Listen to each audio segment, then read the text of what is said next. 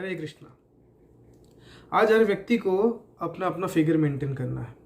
जो बहुत मोटा है वो ये सोचता है कि मैं थोड़ा वज़न कम कर लूँ और अपना फिगर मेंटेन करूँ, और जो व्यक्ति बहुत पतला है वो बोलता है कि थोड़ा मोटा हो जाऊँ और अपना फिगर मेंटेन करूँ।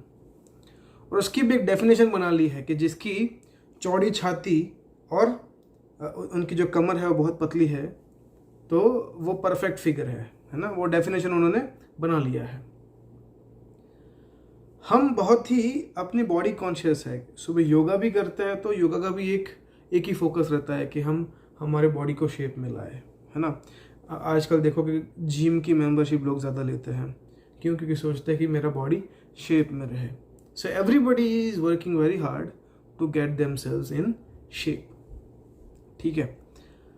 पर ये क्यों है? क्योंकि व्यक्ति ये सोचता है कि मैं ये शरीर हूँ, है ना। उसको ना आत्मा के बारे में जानकारी है, ना उसको आत्मा के बारे में जानना है। उसको स्वयं के बारे में कोई पहचान ही नहीं है। ऐसा है कि हम लोग शरीर नहीं है, आत्मा है। और जैसे शरीर के ऊपर हम कपड़ा पहनते हैं, वैसे ही आत्मा ने ये शरीर को धारण किया हुआ है। तो अगर आप अपने शरीर की let's say for an example, आप शरीर के बारे में नहीं सोचते हो और सिर्फ अपना कपड़ा निकाल के उसको बार बार पटक पटक के धोते हो, तो उससे, और नहाते धोते नहीं हो, तो उससे शरीर का फायदा होगा या नुकसान होगा? नुकसान ही होगा। ठीक वैसे ही अगर हम अपने आप के बारे में यानी आत्मा के बारे में ना सोच के सिर्फ शरीर के बारे में सोचेंगे तो आत्मा का नुकसान ही होने वाला है। आज का जो हमारा टॉपिक है वह है कि हम शरीर को शेप में लाने के बारे में सोचते हैं, बट हमारी आत्मा को सबसे ज़्यादा चीज़ जो अफेक्ट करती है, जिस चीज़ की वजह से आत्मा इस संसार के विष चक्र में फंसी हुई है, वह है हमारा मन। जब तक हमारा मन शेप में नहीं आ जाता तब तक आत्मा का कल्याण नहीं हो सकता है।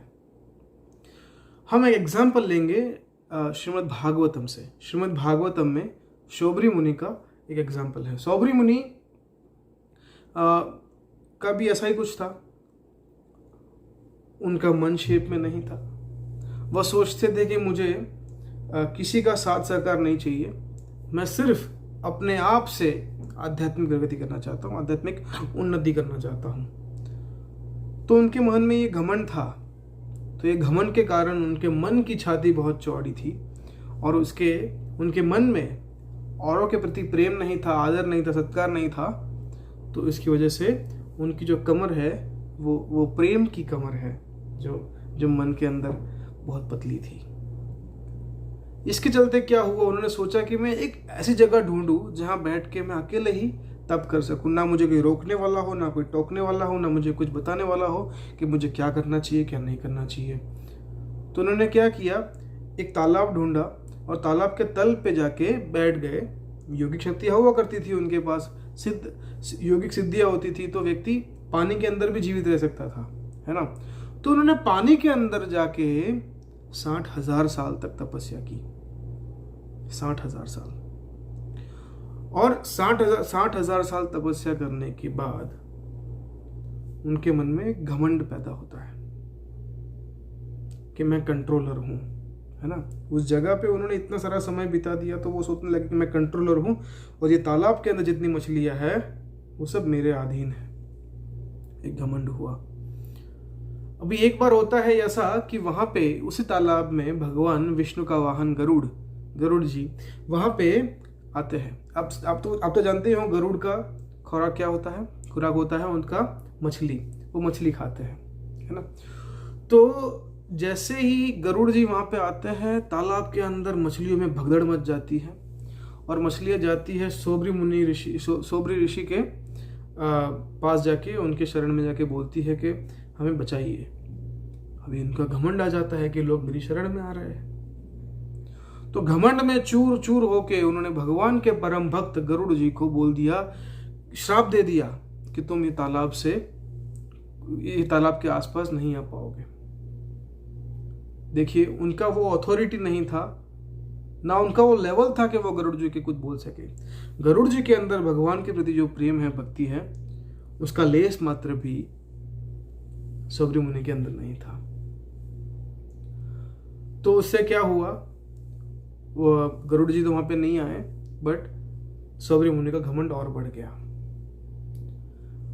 और क्या हुआ, वो जो मछलियाँ जिनको बचाने के लिए सौबरी मुनि ने इतना बड़ा शाप दे दिया गरुड़ जी को, उन्हीं मछलियों के कारण सौबरी मुनि का पतन हुआ आध्यात्मिक जीवन में। एक बार उन्होंने मछलियों के बीच होती रति क्रीड़ा को देख लिया और उनके मन में ऐसा विचार जाग उठा कि मुझे भी बाहर जाके शादी करनी चाहिए। फिर क्या किया, वो बाहर आ गए और उन्होंने शादी कर ली। तो कहने का तात्पर्य यह है कि उनको अपनी आध्यात्मिक उन्नति छोड़ के गृहस्थी के मार्ग पे आना पड़ा। वो उनकी आध्यात्मिकता के लिए अच्छा नहीं था। वो इसलिए हुआ क्योंकि उनके मन में चौड़ी छाती की तरह चौड़ा घमंड था और औरों के प्रति प्रेम बहुत कम था। ठीक है, तो आज इसी के चलते हमारे मन में भी, आप देखोगे, आप हमारे आसपास के लोगों में सब घमंडी होते हैं, काफी सारे लोग। और वो जो घमंडी व्यक्ति होता है ना, उनके आसपास काफी कम लोग होते हैं, क्योंकि वो प्रेम नहीं कर पाते लोगों से, करेक्शन नहीं ले पाते, है ना। हर व्यक्ति कहीं ना कहीं गलती करता है। आध्यात्मिक जीवन में बहुत जरूरी है कि हमें कहीं से गाइडेंस मिले, हमें कोई बोले कि आप ये कर रहे हो सही है या गलत है, और उसको स्वीकार करने की कैपेसिटी हमारे अंदर होना चाहिए। तो शरीर के केस में क्या है, छाती चौड़ी होनी चाहिए, कमर पतली होनी चाहिए। और मन के केस में क्या है, मन में घमंड की छाती पतली होनी चाहिए या ना बराबर होनी चाहिए, और प्रेम की कमर बड़ी होनी चाहिए। यह है मन के शेप की व्याख्या। जब व्यक्ति के अंदर, व्यक्ति का मन इस पर्टिकुलर शेप में आता है, तभी जाके उस व्यक्ति की आध्यात्मिक उन्नति पॉसिबल है। जब तक व्यक्ति किसी को सरेंडर नहीं करता, जब तक व्यक्ति किसी गाइडेंस में नहीं रहता है, तब तक क्या होता है, उसका घमंड बढ़ता जाता है। और इतनी हद तक बढ़ जाता है कि उसको जो गलत चीज है वह भी सही दिखने लगती है, और फिर वो बहुत ही तेजी से नीचे की ओर जाता है, उसका पतन होता है। ठीक है, तो यह उदाहरण से हमें यह जानना है कि हमें हमारे जीवन में भगवान के भक्तों के प्रति प्रेम और आदर होना बहुत जरूरी है। अगर हमारे मन में भगवान के भक्तों के प्रति प्रेम नहीं है, आदर नहीं है, अब हम उनकी बात मानते नहीं हैं, उनका संग नहीं करते हैं, उनसे सुनते नहीं हैं, तो समझ लो कि हमारी भक्ति में प्रगति, आध्यात्मिकता में प्रगति इतनी बराबर खास नहीं होगी। अगर तेजी से प्रगति करनी है तो हमें चाहिए कि हमसे जो बड़े हैं, हमसे सीनियर हैं, उनके आज्ञा में रहे, उनसे प्रश्न पूछे, और वो जो बताते हैं उस प्रकार से अपना जीवन व्यतीत करें।